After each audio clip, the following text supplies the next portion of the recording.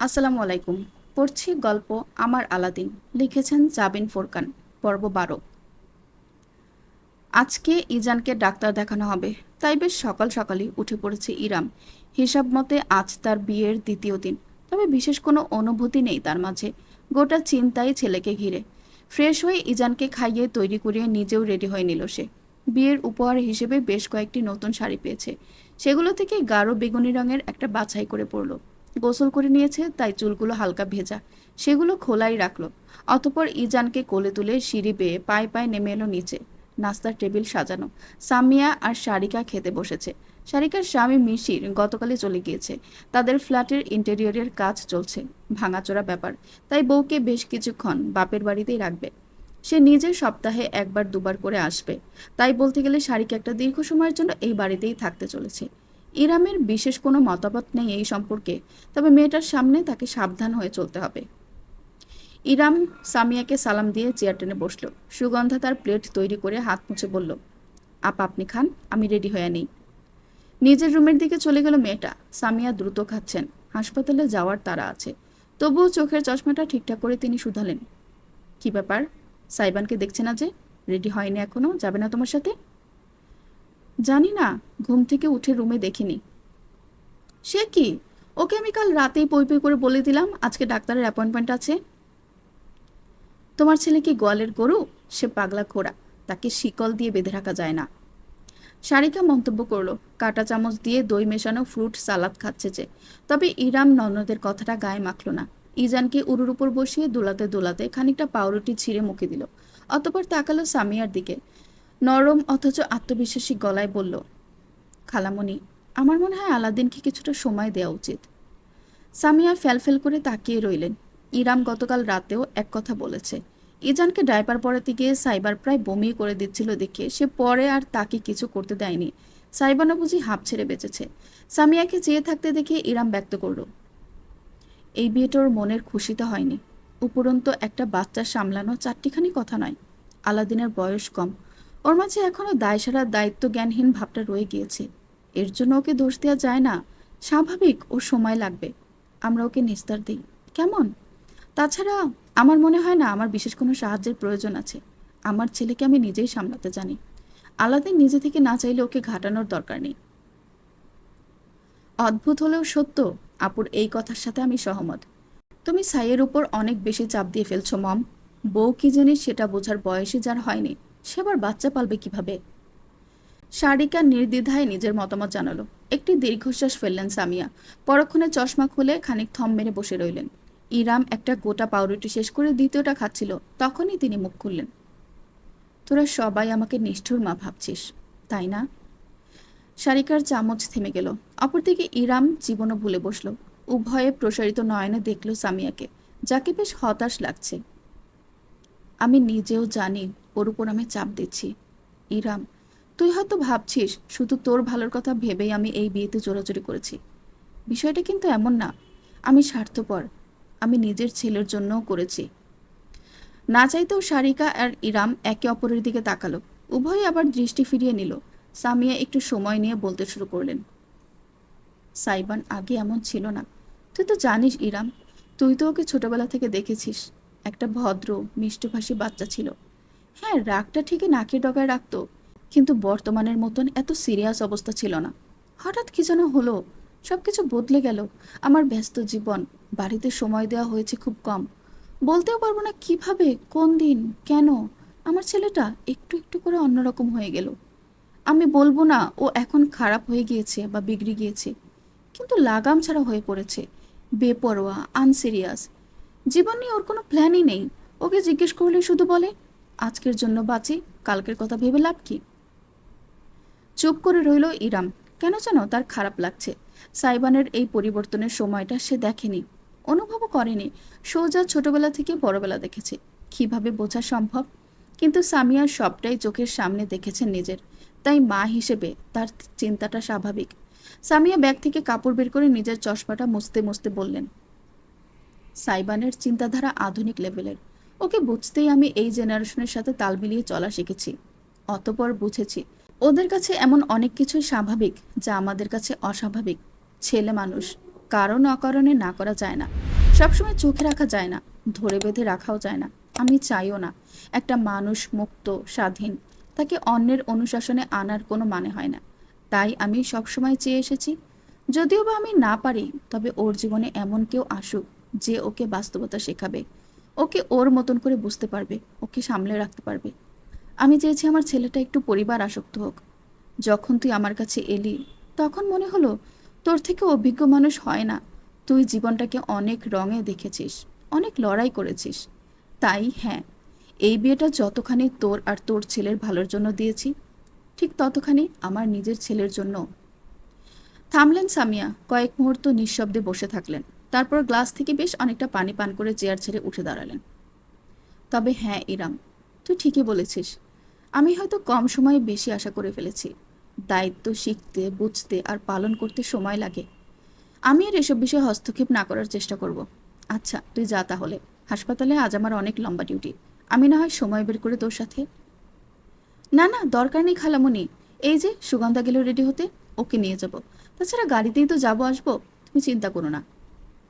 সামিয়া আর দ্বিমত করলেন না। ফোন এসেছে জরুরি, সেটা রিসিভ করে কানে লাগিয়ে ব্যাগ হাতে হাঁটা দিলেন বাড়ির বাইরের দিকে।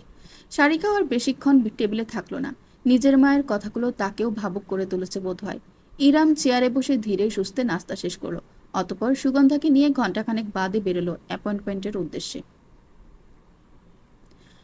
সমুদ্র থেকে ভেসে আসা নোনা বাতাসের শরীর রাখতেই আলাদাই একটা অনুভূতি হয়। সুবিশাল সমুদ্রের সামনে নিজেকে তুচ্ছ লাগে, অথচ মনটা হয় ফুরফুরে। বালিদ্বীপের সমুদ্র সৈকতে বালি আস্তরণের উপর শুয়ে প্রকৃতির মায়া উপভোগ করতে বেশ লাগছে অরণ্যর। তার সঙ্গিনী এসকর্ট মেয়েটা চেয়ারে বসে সানস্ক্রিন মাখাচ্ছে শরীরে। বিদেশিনীর পরনে সি বিচে ব্যবহৃত অতি ছোট সাইজের পোশাক। ওটাকে পোশাক না বলে অবশ্য অন্তর্বাস বলাই শ্রেয়। অরণ্য তাকিয়ে থাকলো। গতকাল সারা রাত একসাথে কাটানোর পরও বিশেষ কোনো টান আসছে না। কোনো জিনিস একবার ব্যবহার করে ফেললেই আবার তার ভালো লাগে না। অথচ একটা জিনিস আছে যেটার প্রতি সে চরম আসক্ত এবং এই মুহূর্তে অনেকখানি রুষ্ট। ইরাম খেলতে চাইছে তার সঙ্গে। মেয়েটার দম আছে বলতে হয়। বেশ, তবে ইরামের সঙ্গে তার মতো করে খেলা হবে। মেয়ে মানুষ, আজ হোক কাল হোক ভাঙবেই। অরণ্য শুধু বসে বসে সেই ভাঙার অপেক্ষা করবে। ইরামকে তার কাছে ফিরে আসতেই হবে। অরণ্য নিজে আনবে না, নিজের ইচ্ছায় দুই পায়ে হেঁটে হেঁটে আসবে তার দুয়ারে। এর চাইতে মধুর কোনো দৃশ্য হয় না। যে পায়ে হেঁটে আসবে, সেই পা দুটোকে সে সেদিন রাতে কাঁধের উপর উঠিয়ে নেবে, বুঝিয়ে দেবে এতদিন যাবৎ ইরাম কি মিস করে গিয়েছে। Wanna get into water? Aranya উঠে বসে বিদেশিনীকে শুধালো। মেয়েটি মাথা নাড়ল। No way, I am not risking my skin. Suit yourself. Aranya উঠে দাঁড়ালো। হাফ হাতা রঙিন শার্টটা খুলে রেখে উদাম শরীরে হেঁটে হেঁটে পানির কাছে গিয়ে দাঁড়ালো। নোনা জল তার পা ছুঁয়ে গেল। বিরাট হেসে সে ডাইভ দিল। বেশ কিছুক্ষণ সাঁতার কাটার পর পানি থেকে মুখ তুলল সে। সমস্ত শরীর বেয়ে টপটপ করে গড়ানো পানির ফোঁটাগুলো সূর্যের আলোয় চিকচিক করতে লাগলো। পেটানো শরীরের মাংসপেশিগুলো ফুলে ফেপে উঠল তার প্রতিটা কদমের সঙ্গে। কালো চুলগুলো লেপ্টে রইল কপালে। হালকা দাড়ি গজিয়েছে কয়েকদিনে। রুক্ষ থুতনিতে হাত ঘষে সে খেয়াল করলো বীচের অন্যান্য কিছু রমণী তাকেই দেখছে। কেউ বা লুকিয়ে, কেউ আবার কোনো রাগঢাক বাদে। বাঁকা হাসি ফুটল অরণ্যের ঠোঁটে। সে জানে ফিরে যাওয়ার পথে এদের মধ্যে অনেকেই তার সঙ্গে কথা বলতে চাইবে। Aaron, Aaron! নিজের সৌন্দর্য নিয়ে বেশিক্ষণ সুখ সাগরে ভাসতে পারল না অরণ্য। বিচে দাঁড়ানো তার বিদেশিনী এসকর্ট এক হাতে একটা ফোন তুলে লাফাচ্ছে। ওটা অরণ্যের ফোনই। অরণ্য নামটা বিদেশিরা উচ্চারণ করতে পারে না বিধায় সবসময় বিকৃত করে ফেলে। অরণ্য উঠে এলো। এক হাতে চুল ঝাড়তে ঝাড়তে মেয়েটার দিকে গিয়ে নিজের ফোনটা খপ করে হাতে নিল। দেশ থেকে কল এসেছে। চেয়ার থেকে তোয়ালে তুলে কাঁধে ছড়িয়ে সে রিসিভ করলো ফোন। বলো। ওপাশ থেকে কিছু একটা বলা হলো। সবকিছু শুনেই ক্ষেপে যাওয়ার বদলে অরণ্য ঠোঁটের হাসিটা আরো বিস্তৃত হলো, ধারণ করলো এক অশুভ রূপ। কেউ দেখল না সূর্যের আলো প্রতিফলিত হয়ে তার চোখজোড়া কেমন হিংস্র জন্তুর মতো জলজল করে উঠল। শিকারের গন্ধ পেলে ঠিক যেমন করে, অরণ্যের মাঝেও তেমন অভিব্যক্তি ফুটে উঠেছে। জিভে নিজের নিচের ঠোঁট লেহন করে নিয়ে অরণ্য বলল, আই সে। ফোনটা কান থেকে নামিয়ে স্ক্রিনের দিকে তাকালো। তাহলে তুমি এইভাবে আমার অ্যাটেনশন আদায় করতে চাও ডার্লিং? বেশ, তোমার পাওনা অ্যাটেনশন তোমাকে দেয়া হবে খুব শীঘ্রই। Just wait for me my world. ইজানকে চেক আপ করানো হয়েছে। ডাক্তার বেশ কিছু উপদেশ দিয়েছেন। আপাতত নতুন পরিবেশ বলে ইজান মাঝে মাঝে ছটফট করছে এমনটাই বলা হয়েছে। মানিয়ে নিতে সময় লাগবে, বাকিটা রিপোর্ট এলে বোঝা যাবে। দুপুর হয়ে গিয়েছে প্রায়। ইরাম চেম্বার থেকে বেরিয়ে করিডোর ধরে হাঁটছে, তার পাশে সুগন্ধা। ইজান প্রতিদিনকার তুলনায় একটু বেশিই শান্ত আজ। ডাক্তারের সামনেও তেমন হম্বিতম্বি করেনি। ইরামের বুকে মুখ গুজে পড়ে আছে। চেম্বারের বাইরে আরও মানুষ অপেক্ষা করছে। সকলেই ছোট ছোট শিশু, একদম বেশি ছোট কিংবা নবজাতক শিশুদের সঙ্গে মা বা বাবা দুজনে এসেছে। এই তো ইরাম বের হতে এক তরুণ দম্পতি তাদের 2 মাসের বাবুকে নিয়ে চেম্বারে ঢুকলো। দৃশ্যটা মনোরম, তার সঙ্গে আবেগঘনও। একজন শিশুর দায়িত্ব উভয় পিতামাতার। যে কোনো প্রয়োজনে উভয়ের উপস্থিতি শুধুমাত্র দম্পতির বন্ধনই শক্ত করে না, বরং শিশুর জন্য উজ্জ্বল দৃষ্টান্ত স্থাপন করে। কারণ সে নিজের চোখে দেখে বড় হয় তার পিতা মাতার মাঝে সুসম্পর্ক আছে, সেটাই সে ভবিষ্যৎ জীবনে অনুকরণ করে। মলিন এক হাসি ফুটে উঠল ইরামের ঠোঁটে। ইজানের বাবা মানুষটা মোটেও কোনো উজ্জ্বল দৃষ্টান্ত নয়। ওই লোকটাকে এখানে সে কামনাও করে না। তার ছায়া ইজানের উপর পড়ুক সেটাও চায় না। তবে ইজান যে কোনো প্রকার সুস্থ সম্পর্কের বন্ধন দেখা ছাড়াই বড় হতে চলেছে সেটা তার কাছে স্পষ্ট।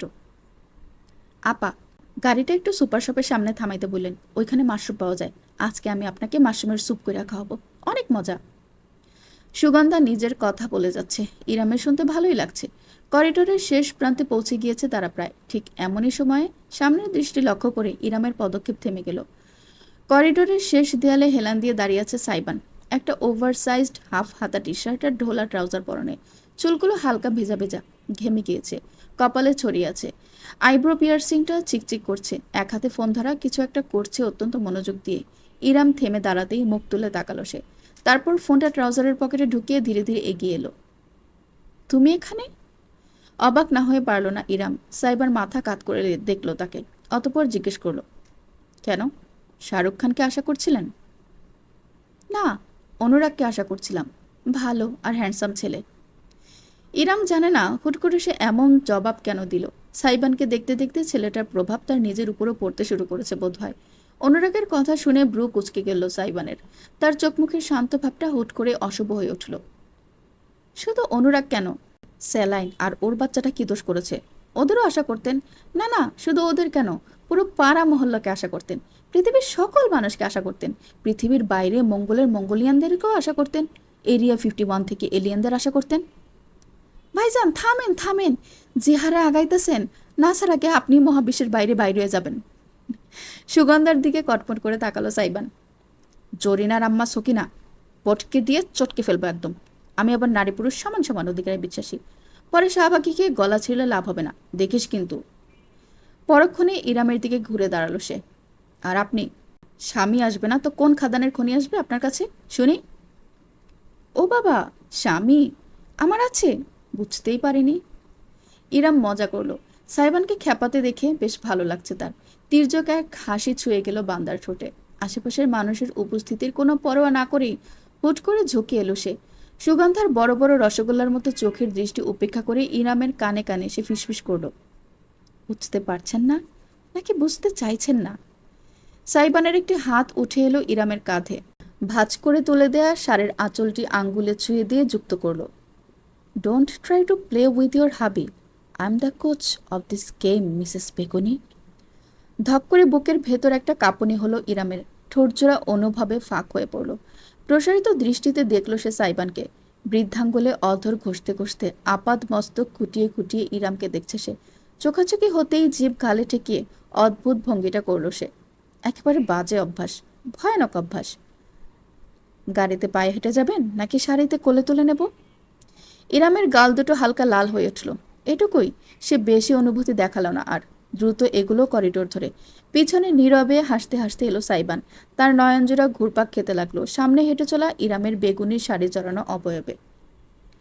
ড্রাইভারের পাশে বসলো সুগন্ধা, পিছনে ইরাম আর সাইবান।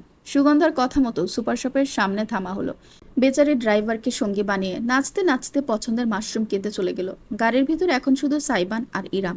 ইজান ইরামের কোলে নড়াচড়া করছে, আশেপাশে দেখছে কৌতূহলী দৃষ্টিতে। বাইরে গেলেই সে এমন করে। ইরাম ছেলেকে দোলাতে দোলাতে হঠাৎ জানালা দিয়ে বাইরে তাকিয়ে দেখলো রাস্তার একপাশে ভুট্টাওয়ালা বসেছে। তার মনে পড়ল কলেজ ভার্সিটি যাওয়ার সময় এভাবে ভুট্টা খাওয়া হতো। বিকেলের ভাইদের নিয়ে বেরোলে দুইজনে বায়না করত। পুরাতন স্মৃতিগুলো তাকে নস্টালজিক করে তুলল মুহূর্তেই। সাইবান আর চোখে দৃশ্যটা খেয়াল করেছে। দ্বিতীয় কোনো কথা না বলেই গাড়ির দরজা খুলে সে বাইরে পা রাখলো। পোটলার দাঁত হয়নি তো কি হয়েছে, পোটলার মায়ের তো হয়েছে। তার সামনে আমার চেঙ্গিস ফেল। বলেই সে হাত বাড়িয়ে দিল ইরামের দিকে। ভুট্টা চলবে? ইরাম প্রথমটাই সাইবানের বাড়িয়ে দেওয়া হাতের দিকে অপলক চেয়ে রইল। পরক্ষণে হাতটা ধরল। এই নিয়ে দ্বিতীয়বার হাতটা ধরা হলো তার। সাইবান আর ইরাম দুজনেই হেঁটে ভুট্টাওয়ালার কাছে গিয়ে দাঁড়ালো। মামা, 4টা ভুট্টা। 4টা কেন? ইরাম সাইবানকে জিজ্ঞেস করতেই ভ্রু তুলে বলল, বাবা রে, ড্রাইভার আর সকিনা, জরিনার আম্মা সকিনা আমার পেট কেটে ভুট্টা বের করে খাবে ওকে না দিলে। ওকে চেনেননি আপনি? যা, মেয়েটা অতটাও খারাপ না যতটা তুমি মনে করো। নতুন নতুন তো, আপনাকে শরম পেয়েছে। 2 দিন ওয়েট করুন, ওর নাগিনী রূপ এই বেরোলো বলে। সারাদিন নাগিন সিরিয়াল দেখতে থাকলে তো এমনই হবে। ইরাম ফিক করে হেসে পড়ল। বাড়ির মালিকের সঙ্গে সেখানে এক প্রকার আশ্রিতা প্রায় মেয়ের এমন দুষ্টু মিষ্টি সম্পর্ক তার কেনা যেন ভীষণ ভালো লাগলো। ভুট্টাওয়ালা ভুট্টা সেকে মশলা মাখিয়ে ইরামের হাতে দিল। সাইবান নিজে থেকে এগিয়ে এসে 2 হাত বাড়িয়ে দিল ইজানকে ধরার জন্য। ইরাম খানিকটা ইতস্তত করলেও শেষমেশ দিল। অবাক নয়নে খেয়াল করলো সাইবান কতটা সাবধানে ধীরে ধীরে ইজানকে ধরে নিজের বুকে ঠেকালো। আজ বোধ হয় সত্যি তার অবাক হওয়ার দিন। নিজের ভুট্টাটা সাইবান অন্য হাতে ধরতেই ইজান ছোট মুখ বাড়িয়ে জিভ বের করে ফেললো চেটে দেখার জন্য। সাইবান সঙ্গে সঙ্গে তাকে দূরে সরিয়ে ধরল। ইস, সাহস কত বড় পোটলার, আমার খাবারের ভাগ চাই। আই আ ইজান তার হাতের কবজি খামচে ধরতে চাইল। মুখ বেয়ে লালা গড়িয়ে পড়ল ছোট্ট বাচ্চাটার। সাইবান তাকে রীতিমতো টেনে কাঁধের উপর তুলে বলল, আমার খাবারের ভাগ চাওয়ার আগে বল, তোর খাবারের ভাগ দিবি? ইরাম ভুট্টো চিবোতে চিবোতে কেসে ফেলল। সাইবানের মুখে লাগাম আর মনে লজ্জা শরম বলতে কিছু নেই নাকি? সাইবান ইজানকে দেখিয়ে দিয়ে ভুট্টার কামড় দিয়ে বলল, হুম মামা, আগে দুধের দাঁত বানা, তারপর আসিস, ফোকলা কোথাকার। অ্যা অ্যা ইজান প্রায় কাঁদো কাঁদো হয়ে গেল। তাই দেখে শয়তানে হাসি হাসতে লাগলো সাইবান। তবে পুরোপুরি কান্নার ভাগ্য হলো না। রাস্তা দিয়ে হেঁটে যাওয়া কয়েকজন তরুণী হঠাৎ করে থেমে দাঁড়ালো তাদের সামনে। একজন অতি উত্তেজিত মেয়ে এসে বলল, কি কিউট বেবি, একটু আদর করি। ইজানের কান্নাভাব মুহূর্তে মিলিয়ে গেল। মারি দেখিয়ে অদ্ভুত ভঙ্গি করে সে মেয়েগুলোর দিকে চেয়ে রইল। সাইবান বলল, ওই দেখেছো, মেয়ে দেখলেই মন খুশি হয়ে যায় না? I can feel bro, I can totally feel. মেয়েগুলো ঘিরে দাঁড়িয়ে ইজানকে আদর করে দিতে লাগলো। ইরাম সতর্ক চোখেই দেখছে, তবে এটাও খেয়াল করলো সাইবানও বিশেষ অসতর্ক নেই। হাসি মজার মুটে থাকলেও তার চোখের তীক্ষ্ণ দৃষ্টি ইজান আর প্রতিটি মেয়ের দিকে বিশেষ খেয়াল রাখছে। ইরামের মনে ভীষণ উষ্ণতা ভর করলো। একটা মেয়ে ইজানের গাল টেনে দিয়ে বলল, বেবি অনেক কিউট, আপনার ছোট ভাই? সাইবান ইজানকে নিজের বুকে ঠেকিয়ে অপ্রত্যাশিত একটি উত্তর করল, মাই বেবি বয়। পর্ব 13। সময়টা বিকালবেলা। নার্সারি গ্লাইডারে হেলান দিয়ে বসে ইজানকে ফিডারে দিয়ে দুধ খাওয়াচ্ছে ইরাম। ফর্মুলা মিল্ক নয়, ব্রেস্ট পাম্প ব্যবহার করে সে পাম্প করে সংরক্ষণে রেখেছিল, সেটাই খাওয়াচ্ছে। এখন একটু সুবিধা অনুভব করছে সে। অতিরিক্ত চাপে বুকে আর তেমন একটা ব্যথা হয় না, যেটা আগে হতো। ঢুলো ঢুলো চোখে ইরামের বুকে শুয়ে ফিডার চুষছে ইজান। চুকচুক করে একটা শব্দ হচ্ছে তাতে। এই শব্দটা ইরামের ভীষণ প্রিয়। মুচকি হেসে ছেলের পিঠে আলতোভাবে হাত বোলাতে বোলাতে নার্সারি গ্লাইডারে দুলছে সে। এই আসবাবটাও ভীষণ কাজের এবং আরামদায়ক। দেখতে পুরো দস্তুর রাজকীয় ভেলভেট সোফার মতো, অথচ বসলে আরাম কেদারার ন্যায় দোল খায়। বাচ্চারা এতে আরাম পায়, খুব সহজেই শান্ত হয়ে পড়ে। মায়েরও ভীষণ সুবিধা, যেখানে সেখানে যেমন তেমনভাবে ব্রেস্ট ফিডিং করার ঝাক্কি পোহাতে হয় না। এজন্য এটাকে ফিডিং চেয়ারও বলা হয়। এমন বস্তু আজকাল আবিষ্কার হয়েছে ভেবে ইরাম বেশ অবাক হয়।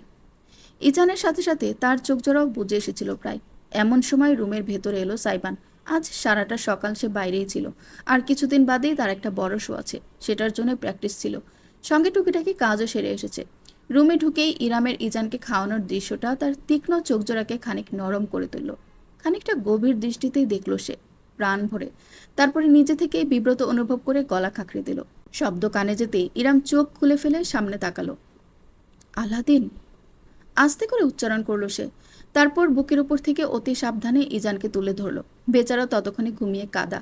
ফিডার রেখে ছেলেকে নিয়ে বিছানার মাঝখানে শুয়ে দিল ইরাম। পাতলা কম্বল দিয়ে ঢেকে দিল ছোট্ট শরীরখানি। মুখের 2 পাশে 2 হাত মুঠো পাকিয়ে গভীর নিদ্রায় আচ্ছন্ন হয়ে রইল ইজান। গোসল করে নাও, আমি সুগন্ধাকে খাবার দিতে বলছি। ইরাম বলে উঠলেই সাইবান মাথা নাড়ল। না, আমি খেয়ে এসেছি বাইরে থেকে। নিজের শরীর থেকে সাবধানে জ্যাকেট খুলে বিনা শব্দে হেঁটে গিয়ে ক্লোজেটে ঝুলিয়ে রাখলো সে। তারপর গলা নামিয়ে নরম সুরে বলল, আপনার আজকে রাতে কোনো কাজ আছে? ফিডার আর পাম্প গুছিয়ে রাখতে রাখতে ইরাম জানালো, না। কেন হঠাৎ? আমার সাথে একটু বেরোবেন তাহলে। পোটলাকে রেখে যেতে হবে, ঘুম পাড়িয়ে যাবেন। চিন্তা নেই, সিস আর জরিনার আম্মা সকিনাটা দেখে রাখবে। ইরাম ভ্রু কুচকে ফেলল। কি এমন কাজে যেতে হবে?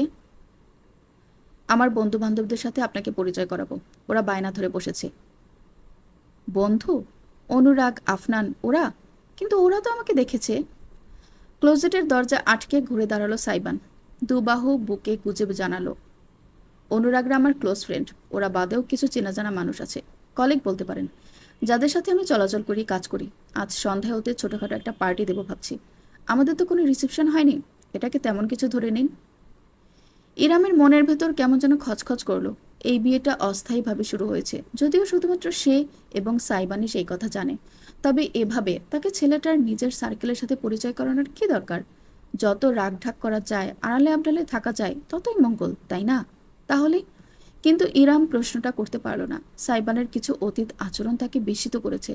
ছেলেটার বৈশিষ্ট্য বুঝতে পারলেও তার মন বুঝতে বেগ পোহাচ্ছে ইরাম। তাই সে আর দ্বিমত করল না। ঠিক আছে, আমি ইজানকে খাইয়ে ঘুম পাড়িয়ে রেখে যাব, তবে বেশি দেরি করা যাবে না। তুমি থাকলে থেকে যেও, আমি চলে আসব। ওকে। একটু থেমে সাইবান হঠাৎ এগিয়ে এলো। বাইরে থেকে আসার সময় কাঁধে একটা ব্যাগ ছিল তার, সেটা কাউচের উপর রেখেছে। ব্যাগটা খুলে একটা শক্ত কার্ডবোর্ডের দারুণ বক্স বের করলো সে, মখমলের মতন ডিজাইন চারপাশে। বক্সটা নিয়ে এসে ইরামের কাছে গিয়ে দাঁড়ালো, এগিয়ে দিল। কৌতূহলী হয়ে ইরাম বক্সটা হাতে নিল। এটা কি? আজ রাতে পড়বেন, এতটুকুই, কোনো ব্যাখ্যা নেই। সাইবান তোয়ালে তুলে নিয়ে হেলে দুলে নিজের জাকুজির ভেতর চলে গেল। এখন 2 ঘন্টার আগে ছেলেটার দেখা পাওয়া যাবে না। কি যে করে ওটার ভেতরে কে জানে। অবশ্য একবার ঢুকলে ইরামেরও বের হতে মন চাইবে না, জানে সে। বক্সটা নিয়ে সে নার্সারি গ্লাইডারে বসলো। উপরের ঢাকনাটা খুলতেই ভেতরের দৃশ্য তার চোখজোড়া প্রসারিত করে ফেলল। একটি গোলাপি রঙের জামদানি শাড়ি, সঙ্গে স্বর্ণালী বর্ণের কারুকার্য করা একটি নেকলেস। আসল সোনা নাকি বুঝতে পারল না ইরাম। শাড়িটাও তার ব্যবহার করা সাধারণ সুতির শাড়ি নয়। চোখ পিটপিট করল রমণী। আনমনে জিনিসগুলো ছুঁয়ে দিয়ে মুখ তুলে জাগোজির বন্ধ দরজার দিকে তাকালো। হঠাৎ এসব? এখন যখন ভাবছি তখন ইরামের মনে পড়ল বিয়েতে সকলের থেকেই মোটামুটি উপহার পাওয়া হয়েছে তার। এমনকি সারিকা এবং মিসরের পক্ষ থেকে একজোড়া স্বর্ণের দুল এবং ইজানের জন্য প্লাটিনামের একটা চেইন পেয়েছে সে। কিন্তু সাইবানের তরফ থেকে কিছু আসেনি, সে চায়ওনি। উপহার চাইবার মতো কিংবা প্রত্যাশা রাখার মতো করে তো বিয়েটা হয়নি। এটাই ইরামের স্বামীর দেয়া প্রথম উপহার। বাক্যটা নিজ থেকেই হৃদয়ে ধ্বনিত হলো। ইরাম বলতে পারবে না, কেমন যেন অনুভূত হলো বুকের ভেতর। এমন নয় যে সে অরণ্যের কাছ থেকে কোনোদিন কোনো উপহার পায়নি, বরং পেয়েছে, এর চাইতেও দামি কিছু। অরণ্য তাকে বিয়ের উপলক্ষ বাদে প্রথমবার ভীষণ দামি এক উপহার দিয়েছিল, রুবির লকেট, টকটকে লাল। ইরামের উজ্জ্বল শ্যামলা ত্বকের সঙ্গে দারুণ মানাতো যখন সে গলায় পড়ত। কিন্তু সেই উপহারের অনুভূতি একেবারেই আলাদা। কারণ সেই রুবির লকেটটা ইরাম পেয়েছিল অরণ্য তার গায়ে প্রথমবার হাত তোলার পর। রাত 7:30। শিরের গোড়ায় হেলান দিয়ে দাঁড়িয়ে ফোন টিপছে সাইবান। পুরোপুরি প্রস্তুত সে। অনুরাগ ইতিমধ্যেই মেসেজ দিয়ে রেখেছে তারা কোথায় আছে জানতে চেয়ে। সাইবান গলা উঁচিয়ে ডাকলো, কই, আপনার হলো? এই যে আসছি। 2 তলা থেকে ইরামের জবাব ভেসে এলো। তির্যক হাসলো সাইবান। নারী জাতি এক কিসিমের, হোক সে কোনো সাধারণ তরুণী কি ইরামের মতো বুঝতার নারী, স্বামীকে অপেক্ষা তাদের করাতেই হবে। ভিআইপি এন্ট্রি নেবে এরপর। আনমনেই বিড়বিড় করলো সাইবান। ঠিক তখনই তার কানে ঠকঠক আওয়াজ এলো। ফোন হাতেই সামান্য মাথা কাত করে পিছনে তাকালো সে। ওখানেই বুঝি তার গোটা জগৎ থেকে গেল তৎক্ষণাৎ। সিঁড়ি বেয়ে নিচে নেমে আসছে ইরাম। তার দেয়া গোলাপি জামদানি শাড়িটা অঙ্গে জড়ানো, লম্বা চুলগুলো মাঝখানে সিতি করে কাঁধের দুপাশে ছেড়ে রেখেছে।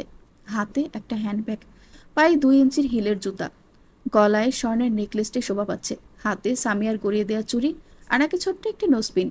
পুরোদস্তুর নতুন বিবাহিত রমণী লাগছে তাকে। হালকা সেজেছেও, ঠোঁটের লিপস্টিক এবং চোখের নিচে সরু কাজলের কারণে বোঝা যাচ্ছে। হাজার চাওয়া সত্ত্বেও নিজের দৃষ্টি ফেরাতে পারল না সাইবান। অজান্তেই হৃদস্পন্দন দ্রুত হয়ে উঠল তার। ইরাম যে আগুন সুন্দরী তা নয়, কিন্তু তার এমন পরিপাটি অবয়ব থেকে চোখ ফেরানো দায়। ইস, কেন যেন শাড়িটা এনেছে, এই শাড়িটা খুব শীঘ্রই তার বিপদের কারণ হতে যাচ্ছে ভেবে একটি শুকনো ঢোক গিল সাইবান। চলো, আমি রেডি। কাঁধের উপর আঁচল টেনে সাইবানের সামনে এসে দাঁড়ালো ইরাম। এতক্ষণে ঘোর কাটল তার। মাথা ঝাঁকিয়ে দ্রুত দৃষ্টি ফিরিয়ে নিল। তোর মনের সমুদ্র বন্দরে 11 নম্বর মহাবিপদ সংকেত জারি করা হলো। বিড়বিড় করলো সাইবান। ভ্রু তুলে ইরাম শুধালো, কি? জোরে বলো, শুনতে পাইনি। কিছু বলিনি, চলুন। তাড়াতাড়ি উল্টো করে হাঁটা দিল সাইবান। ইরাম কাঁধ তুলে ঠোঁট উল্টে তার পিছু নিল। 20-25 মিনিটের পথ। সাইবান গাড়ি থামালো একটি রেস্টুরেন্টের সামনে। স্বচ্ছ কাচের দেয়াল দিয়ে ভেতরে দেখা যাচ্ছে। গোটা সেকেন্ড ফ্লোরটা আজকে রাতের জন্য বুক করেছে সাইবান। গাড়ি থেকে বেরোতেই ইরামও দরজা খুলে বেরিয়ে এসে মাথা তুলে সামনে তাকালো। পার্কিং লটে আরও বেশ কিছু বাইক গাড়ি চোখে পড়ছে। সকলে প্রায় চলে এসেছে হয়তো। আসুন। ইরামের দিকে একটি হাত বাড়িয়ে দিল সাইবান। সেই হাতের দিকে তাকিয়ে এক মুহূর্তের দ্বিধা শেষে অবশেষে হাতটা ধরল ইরাম। সাইবানের পিছু পিছু এগোলো। আজকে ছেলেটা কজল পড়েছে, তবু একটা অদ্ভুতরে ম্যাচিউর ভাব দিচ্ছে।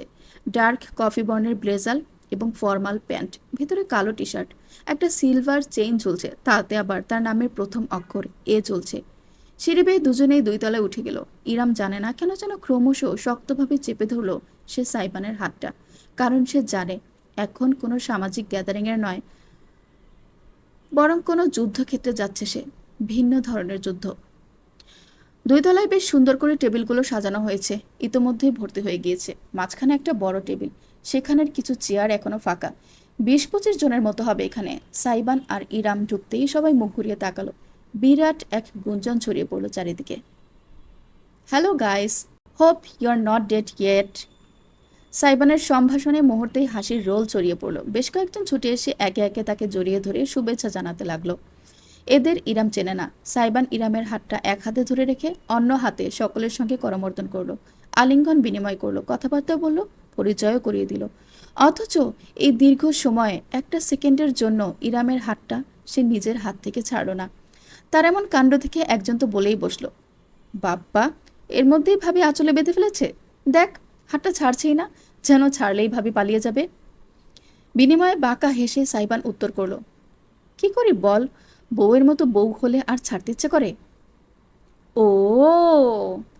সাইবানের কথার ভিত্তিতে তরুণদের মাঝে শোরগোল পড়ে গেল। ইরাম প্রথমটায় বেশ বিব্রত হলেও বিষয়টা কেন যেন তার খারাপ লাগলো না। সাইবান যেদিকে যেদিকে যাচ্ছে হাত ধরে রাখার কারণে তাকেও যেতে হচ্ছে। ক্ষণে ক্ষণে সে তাকিয়ে সাইবানের হাতে ধরে রাখা নিজের হাতটা দেখল।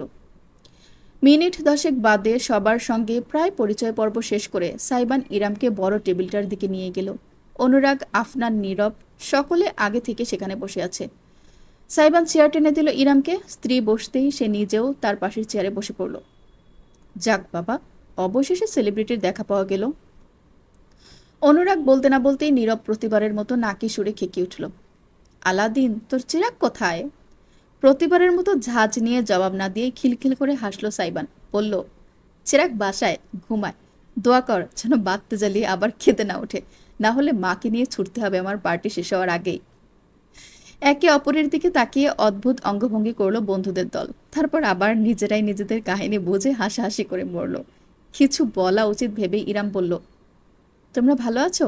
অনুরাগ, কি খবর তোমার? জি বৌদি, একদম ঝাক্কাস। ওয়েলকাম ড্রিঙ্কস হিসেবে লেমনেড সার্ভ করা হয়েছে।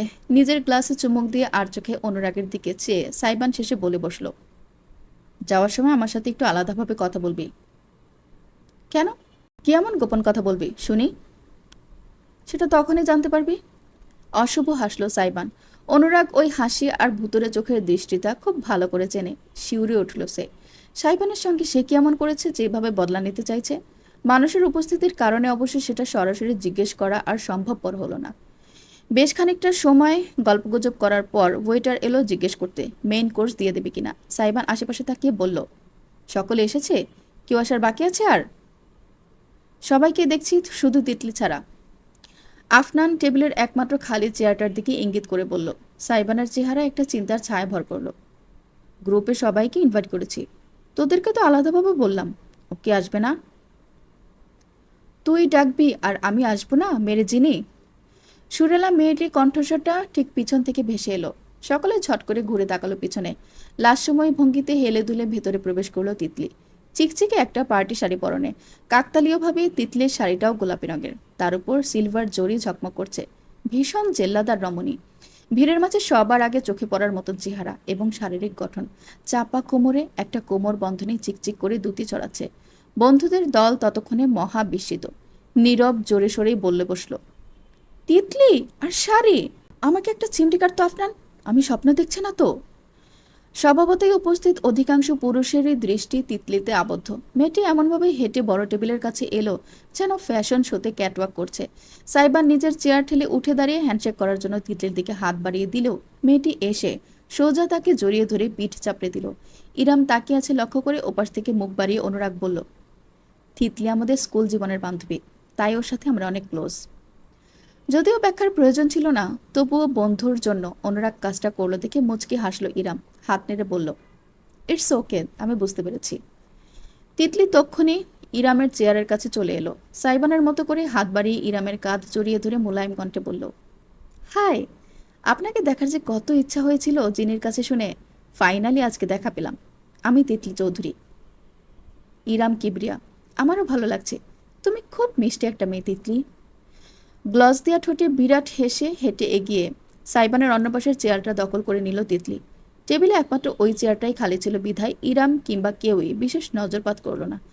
তিতলির আগমনের মধ্য দিয়ে যেন উত্তেজনা আরও বাড়ল চারিদিকে। খাবার পরিবেশন করা হলো সবাইকে।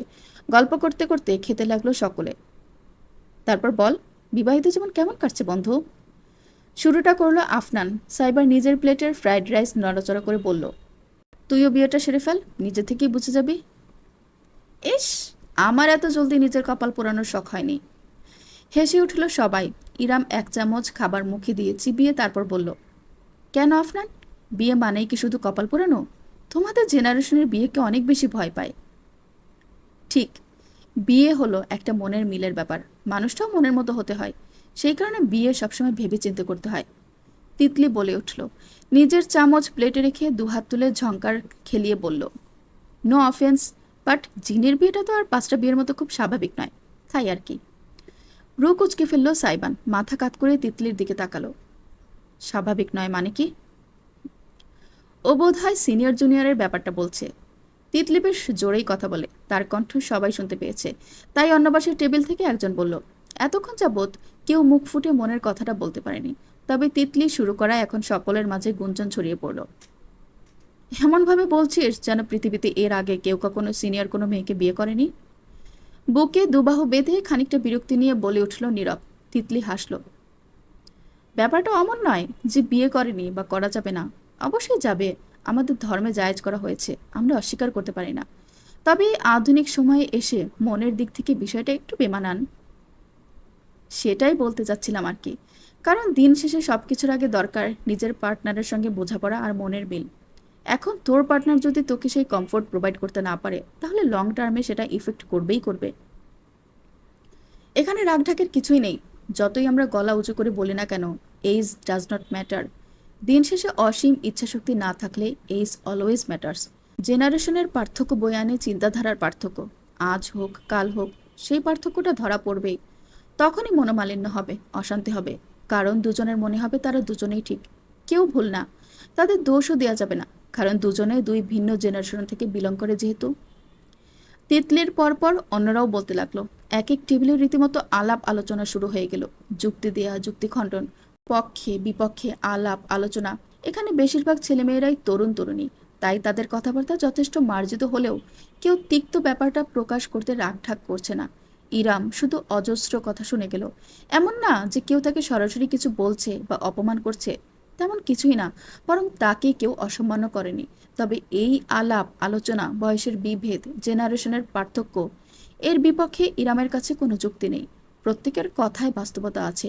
সে নিজেও এই বিষয়টা নিয়ে বিশেষ শঙ্কিত। ইরাম নিজের খাবারের দিকেই মনোযোগ দেওয়ার চেষ্টা করলো। টেবিলে বসে থাকা অনুরাগ, আফনান আর নীরবও চুপ করে গিয়েছে। কেউই বুঝতে পারছে না কি বলে পরিবেশটা বাগে আনা যায়। সাইবানও শান্ত, একটু অতিরিক্ত শান্ত। চামচের পর চামচ শুধু মুখেই দিচ্ছে, যান্ত্রিক মেশিনের মতন। উজ্জ্বল চেহারায় কোনো অভিব্যক্তি ধরা পড়ছে না, যেন নিজের আলাদা জগতে আছে। ছেলেটার জন্য ইরাপের খারাপ লাগলো। কারণ কোনো পুরুষেরই এমন কথা শোনা উচিত না যেখানে তার ব্যক্তিগত সম্পর্কের ভবিষ্যৎ নিয়ে মানুষ খোলাখুলি আলোচনা করবে। ঝুঁকে স্টেকের পিস মুখে দিতে গিয়ে সাইবানের ব্লেজারের কলারে খানিকটা সস লেগে গেল। সে খেয়াল অবধি করল না। ইরাম মুখে কিছু না বলে নিঃশব্দে একটা টিস্যু তুলে নিল। তখনও চারিপাশে আলাপ আলোচনা জারি আছে। সিনিয়রের জুনিয়রে শুধু মাখো প্রেমটাই হয়, ভালোবাসা হয় না। বন্ধুদের দলের হাজার কথাবার্তার মাঝেও তেমন বিশেষ প্রতিক্রিয়া দেখালো না ইরাম। সে নীরবে একপাশে ঝুঁকে হাতে টিস্যুটা দিয়ে সাইবানের কলারে লেগে যাওয়া সসটুকু মুছে নিল। ছেলেটা নিজের ঘর থেকে বেরিয়ে নিচে তাকালো। দেখলো কিভাবে সযত্নে ইরাম তার কলার পরিষ্কার করে দিল। মোছা শেষ করে যেই না রমণী ঘুরে বসতে যাবে ঠিক তখনই হঠাৎ সাইবান নিজের মুখটা ঘুরিয়ে ঠিক তার কপাল বরাবর উষ্ণ ঠোঁট ছুঁয়ে দিল। উপস্থিত প্রত্যেকের সামনে, সরাসরি, কোনো দ্বিধা ছাড়াই। হতভম্ব ইরাম জমে গেল।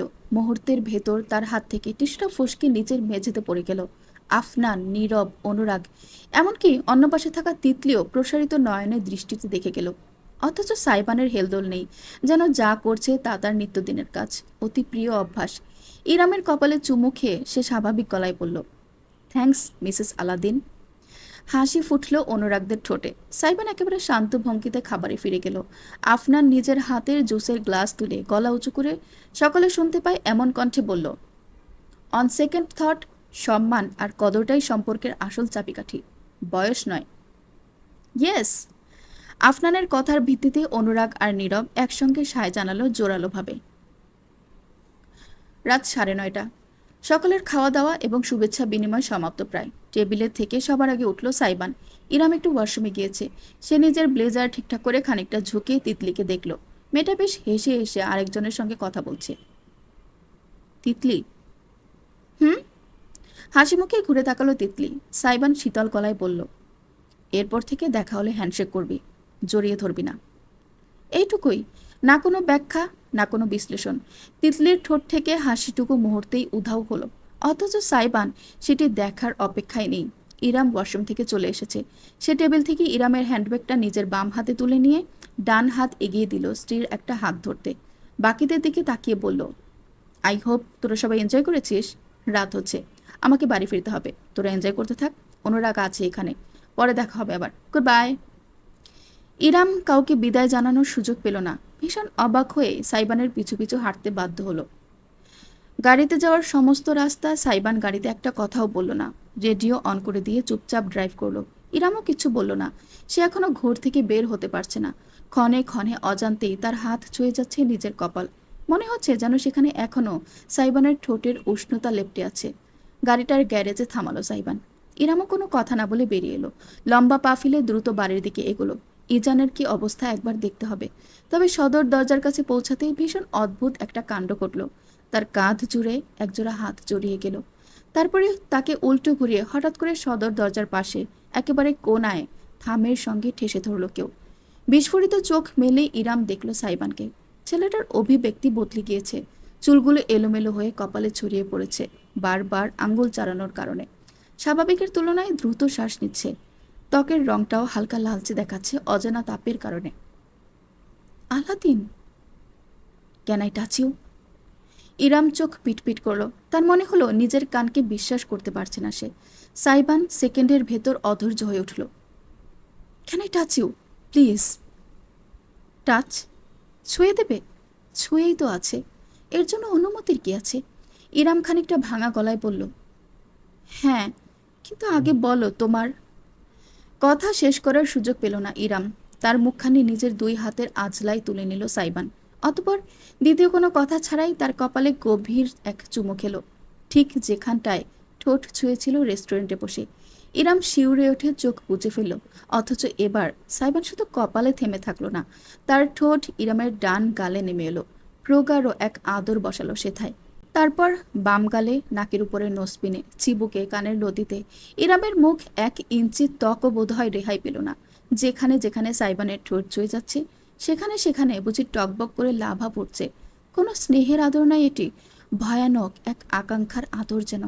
অজান্তেই ইরাম সাইবানের ব্লেজার আঁকড়ে ধরল নিজের মুঠোয়। তার মাথা ঘুরতে শুরু করেছে। সিগারেটের প্যাকেটে যেমন লেখা থাকে স্বাস্থ্যের জন্য হানিকারক, তেমন আপনার গায়েও লেখা উচিত আলাদিনের জন্য হানিকারক। কানের লতিতে আলতো কামড়ের পাশাপাশি ইরামের কর্ণকুহরে জলোচ্ছ্বাসের মতো ভেসে এলো অতি আবেশী কণ্ঠের ঘোষণাটি। পর্ব 14। অরণ্য, আমার ভীষণ পেট ব্যথা করছে, আমি একটু তাড়াতাড়ি ঘুমিয়ে যাচ্ছি। তাড়াতাড়ি ঘুমিয়ে যাবে মানে কি? আমি আজ 1 সপ্তাহ পর বাসায় ফিরলাম আর তুমি ঘুমিয়ে যাবে? No no, I need my wife tonight. Aranya, বোঝার চেষ্টা করুন। আজ না, আমার ফুড পয়জনিং হয়েছে, মাত্রই ওষুধ খেয়েছি। কালকে, হ্যাঁ? ইরাম ঘুরে বেডরুমের দিকে হাঁটা দিল।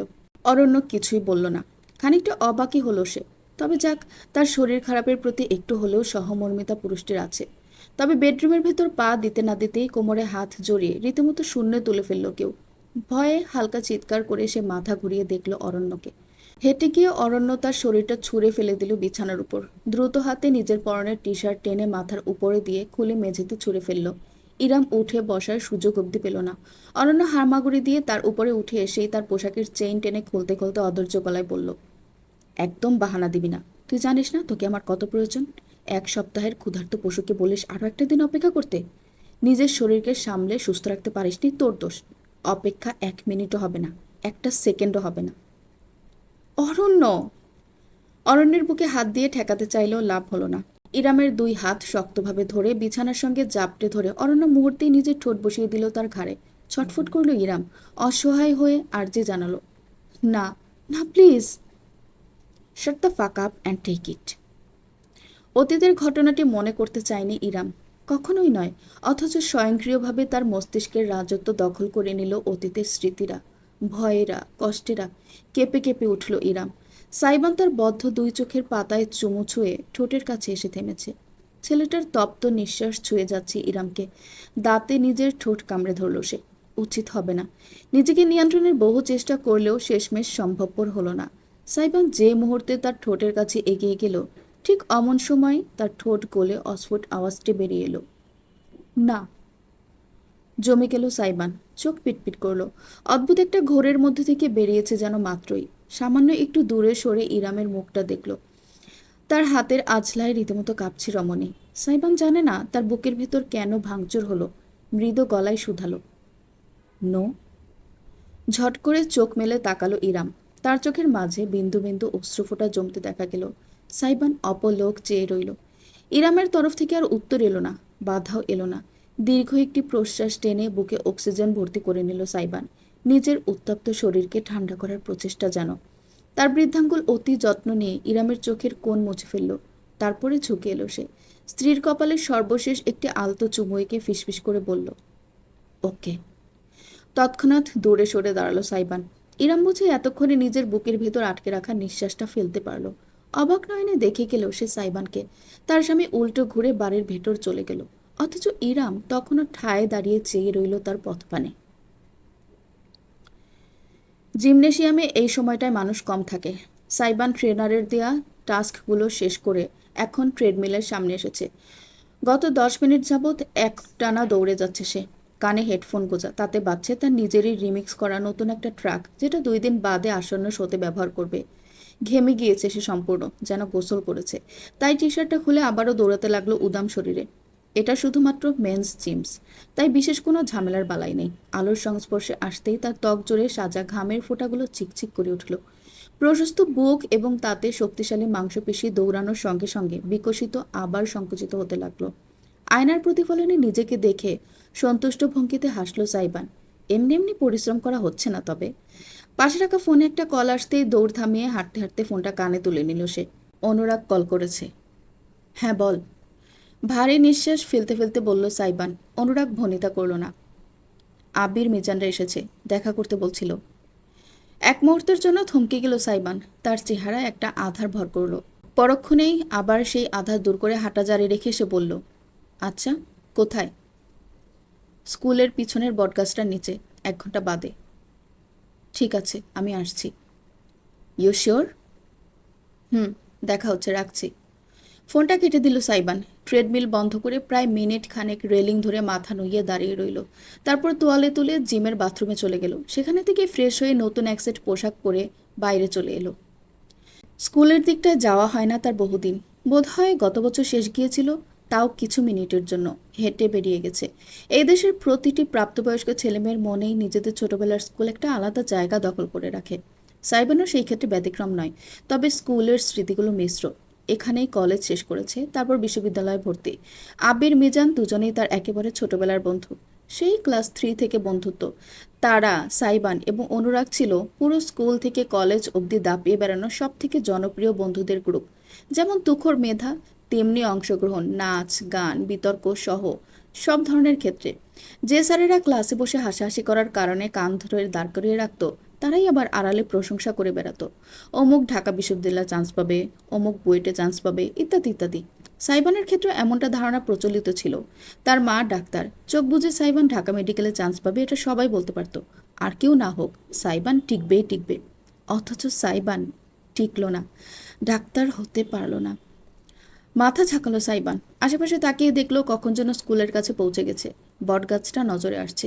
দেয়াল দূরে যেতেই শান বাঁধানো গাছের নিচের নিজের ছোটবেলার অবিচ্ছেদ্য প্রাণগুলোকে দেখতে পেয়ে কেমন যেন লাগলো বুকের মাঝে। এগিয়ে গেল সাইবান। অনুরাগ চলে এসেছে। নিজের বাইকে হেলান দিয়ে দাঁড়িয়ে কথা বলছে হাসি মুখে। আবির হাঁটুর উপর হাঁটু তুলে ঝাঁকাতে ঝাঁকাতে বাদাম ভাজা খাচ্ছে। মিজানও তার পাশেই বসে আছে। দুটো ছেলের বেশভূষায় অসাধারণ পরিবর্তন এসেছে। সেই ছন্নছাড়া কিশোর নেই কেউই। আবির ফর্মাল শার্ট প্যান্ট পরে আছে, বেল্ট দিয়ে সুন্দরভাবে ইন করা। পিছনে রাখা ব্যাগ থেকে সাদা অ্যাপ্রনের একটা অংশ বেরিয়ে এসে যেন কটূক্তি করছে সাইবানকে। যে স্বপ্নটা সে ছুঁয়ে দেখতে পারেনি, সেই স্বপ্নের জীবনটাই যাপন করছে আবির। সারা দেশে মেডিকেলে তৃতীয় হয়েছিল, এখন ঢাকা মেডিকেল তার ঠিকানা। অপরদিকে মিজান একজন সিভিল ইঞ্জিনিয়ার, বুয়েট থেকে বেরিয়েছে, বিসিএস দিচ্ছে, সরকারি চাকরি নিশ্চিত প্রায়। জীবনে সকলে সেটেল, এমনকি অনুরাগও। সাইবান এগিয়ে আসতেই আবির ঘুরে তাকালো। Hey bro, long time no news. মৃদু হেসে দুই বন্ধুকেই আলিঙ্গন করলো সাইবান। তারপর বটগাছের নিচে পা ঝুলিয়ে বসে পড়ল। উত্তেজিত কণ্ঠে মিজান বলে উঠল, তুই নাকি বিয়ে করেছিস? ও, নিউজ ট্রাভেলস ফাস্ট। খিলখিল করে হাসলো সাইবান। আবির হাস্যরসাত্মক কণ্ঠে বলল, খবর শুনে আই এম তো অবাক। আমাকে কে বলেছে জানিস? সূচনা। সূচনা নাকি আবার জেনেছে রাশমিকার কাছ থেকে। পুরো ব্যাচে সবাই জেনে গিয়েছে। বাবারে বাবা, এত বড় বড় পোস্টের মানুষজন আমার খবর রাখে? বেশ তো, একেবারে সেলিব্রিটি ফিল পাচ্ছি। মজা করিস না, আমি বিশ্বাসই করতে চাইনি। বিয়ে যেই করুক, সবার আগে সেটা তুই হবি কেউ ধারণাই করতে পারেনি। অনুরাগ পাশের একটা দোকান থেকে সকলের জন্য কোন আইসক্রিম কিনে এনেছে। সেগুলো হাতে দিয়ে হেলান দিল আবার বাইকে। মন্তব্য করল, মনে হচ্ছে সাইবান বিয়ে করে ভালো করেছে। অন্তত এই উসিলায় তোদের মুখ দর্শন তো পাওয়া গেল। সকলে হাসলো, আইসক্রিমে মনোযোগ দিল। মিজান মুখ ঘুরিয়ে একবার আপাতমস্তক দেখল সাইবানকে। একটা কঙ্কাল আঁকা টি শার্ট, নিচে রিপড জিন্স, হাল ফ্যাশনের সিলভার ব্রেসলেট কবজিতে, ব্রোতে চিকচিক করছে পিয়ার্সিন। ক্লাসের ব্যাকবেঞ্চারদের মতো লাগছে পুরো। অথচ সাইবান ছিল ক্লাসের ফার্স্ট বয়, ফার্স্ট বেঞ্চার। সবার মাঝে ভীষণ বেমানান লাগছে তাকে। মিজান মন্তব্য না করে আর থাকতে পারল না। এখনও ডিজিমিজিগিরি করে বেড়াস নাকি? অবস্থা দেখেছিস নিজের? বিয়েও করে নিয়েছিস, সিরিয়াস হবি কবে আর? সাইবান উত্তর করল না। নীরবে হেসে আইসক্রিম মুখে ঢুকিয়ে রাখল। আবির পাশ থেকে তার উরুর উপর হাত রেখে চাপড় দিয়ে বলল, বলি একটা চাকরি বাকরির চেষ্টা কর। প্রাইভেট থেকে পড়েছিস তো কি হয়েছে? আঙ্কেল আন্টি টাকার অভাব, মাস্টার্সটা কর, বিদেশ যা, চাকরির অভাব হবে না, লাইফ সেটেল। খাকে আর কি জ্ঞান দিচ্ছিস? ওর উড়নচণ্ডীর লাইফ ভাল লাগছে, ভালো থাকতে দে না। মিজান বলতেই অনুরাগ আর চুপ করে থাকতে পারল না। তোরা এবার থামতে পারিস? এতদিন বাদে দেখা হয়েছে, কোথায় একে অপরের খবর জানবো তা না, একজনকে নিয়ে আলোচনা শুরু করে দিয়েছিস। যাকগে, সাইবানের তো হয়ে গেল, তোর সানায়ও শীঘ্রই বাজবে শুনছি আবির। মুচকি হাসলো সে। হ্যাঁ রে, আক্ত হয়েছে পারিবারিকভাবে, আমার মেডিকেল কলেজেরই ব্যাচমেট। ওয়াও, আক্ত হয়ে গিয়েছে আর ডাকলি না? আবির কাঁধ তুলল। কাউকেই ডাকিনি, মিজান গিয়েছিল শুধু। অনুষ্ঠান করব পরে, তখন সবাইকে দাওয়াত করব ভেবে রেখেছি। তুই আর সাইবান গিয়েও বা কী করতি? ডিজে পার্টি তো হচ্ছিল না। আমার ফ্যামিলি ভাই রেস্ট্রিক্টেড আর ধার্মিক, সরি। অনুরাগের মুখটা চুপসে গেল। সে আর চোখে দেখল সাইবানকে। আইসক্রিম শেষ করে শান্ত হয়ে বসে আছে, অভিব্যক্তি বোঝা যাচ্ছে না। তোর কথা বল, তোর বউ শুনলাম সিনিয়র, অনেক বেশি। কেন ভাই, মেয়ের অভাব পড়েছিল নাকি? তিতলি না ফিতলি বলে একটা মেয়ে ছিল না কলেজ গ্যাংয়ে, ওটার কি হয়েছে? ওটাকে ধরতে পারিসনি? মিজানের কথায় স্পষ্ট টিটকারি প্রকাশ পেল। আবির হেসে সায় দাঁড়ালো। ঠিকই, তোকে অন্তত এমন পজিশনে মানায় না। নিজের মতো কাউকে পেলি না, নাকি কেউ মেয়ে দেয়নি? শেষমেশ বিয়ে করলি তো করলি একটা গোল্ড স্টিকারকে।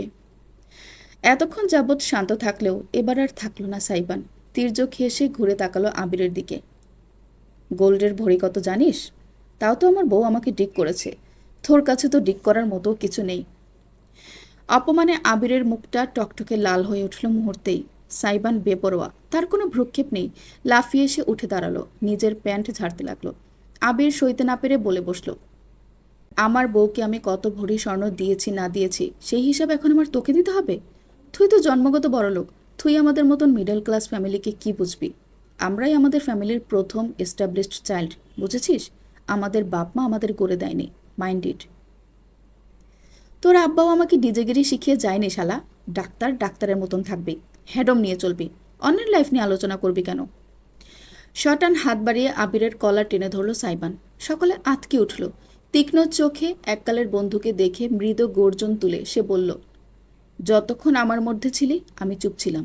আমার বউ ধরে টান দিলে শালা আমি তোর 14 গোষ্ঠী ধরে টান দিব। তোদের মতো ডাক্তার ইঞ্জিনিয়ার হয়তো আমি হতে পারিনি, তাই আমি বেশরম ডিজে। কিন্তু মনে রাখিস ডাক্তার সাহেব, তোর কলিজা যদি হাতি হয় তবে এই ডিজের কলিজা নীল তিমি। আমার নীলতিমিতে হাত দিতে চাইলে তোকে তোর অপারেশন টেবিলের উপরেই ফেলে সাইজ করব। একটুও হাত কাঁপবে না আমার। ঝটকা দিয়ে আবিরকে দূরে সরিয়ে দিল সাইবান। বেচারা হঠাৎ এমন আক্রোশে ভরকে গিয়েছে। ঝট করে মিজানের দিকে ফিরল সে এবার।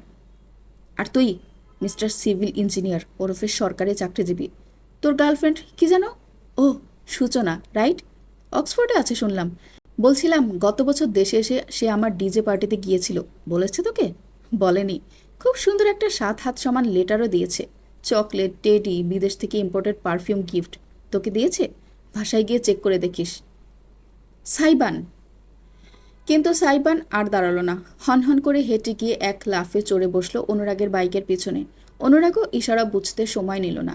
বাইকে উঠে হেলমেট মাথায় দিয়ে ইঞ্জিন চালু করলো। আবির শান্ত ভঙ্গিতেই উঠে দাঁড়িয়ে তাদের দিকে তাকালো।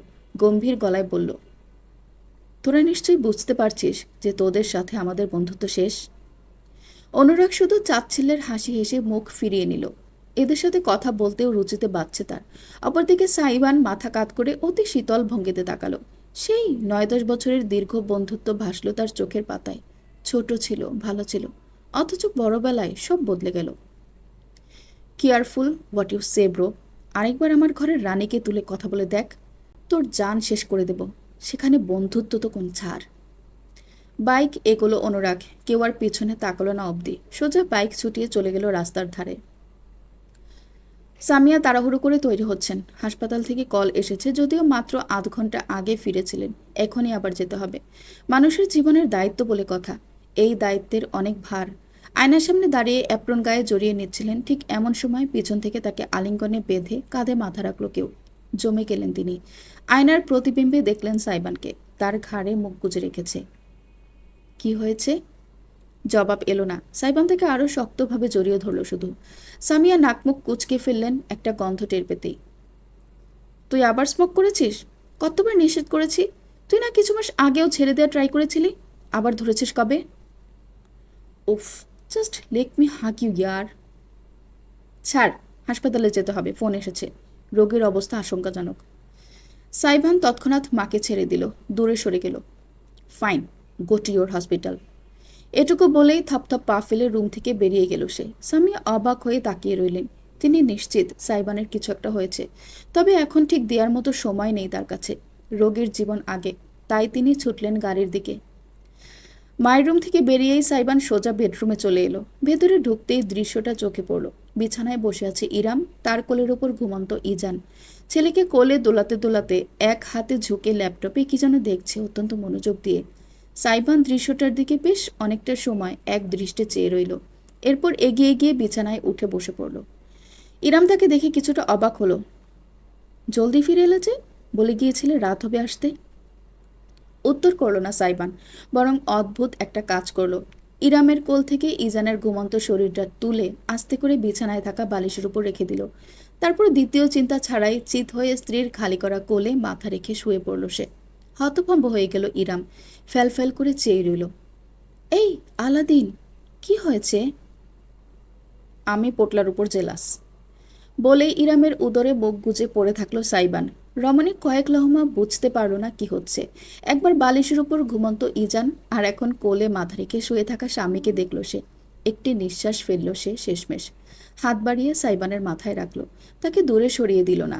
ইরামের আঙ্গুলগুলো সাইবানের মোলায়েম চুলের ভেতর বিলি কেটে চলল, হেড মাসাজের মতন। ইরাম অনুভব করল দুই বাহু জড়িয়ে ইরামকে এক প্রকার আঁকড়ে ধরে রেখেছে সাইবান। সব ঠিক হয়ে যাবে, আমি আছি, ঝোঁকে নরম গলায় বলল ইরাম। তার হাত সাইবানের মাথায়, বাহুতে আরামের স্পর্শ বুলিয়ে গেল। প্রাণ ভরে প্রশ্বাস নিল সাইবান। আরামবোধক গুঙিয়ে বলল, no one can suit me like you too, my precious. শুনলেন জাবিন ফুরকানের লেখা আমার আলাদিন গল্প থেকে পর্ব 12, 13, 14। গল্পটির পরবর্তী পর্বগুলো শুনতে চাইলে অবশ্যই চ্যানেলটিকে সাবস্ক্রাইব করে আমার সাথেই থাকুন। ধন্যবাদ।